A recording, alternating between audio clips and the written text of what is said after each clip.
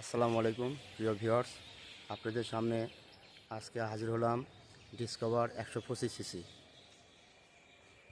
গাড়িটার বিস্তারিত আপনাদের দেখাইতেছি ভিডিওর মাধ্যমে। জনপ্রিয় বাইকটি, তেল খরচ অনেক কম, 125 সিসি গাড়িটা অনেক ফ্রেশ আছে।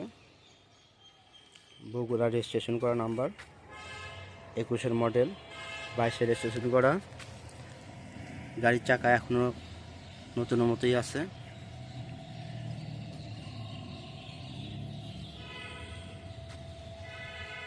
এইমাত্র গাড়িটা তোলা হলো। যারা গাড়িটি নিতে চান, দেওয়া নিচে নাম্বার, স্ক্রিন দেওয়া নাম্বারে আপনারা যোগাযোগ করবেন।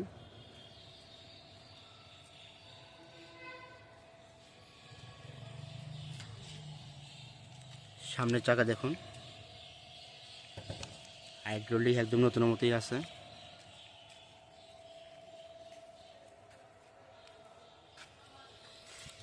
গাড়িটি চলা আছে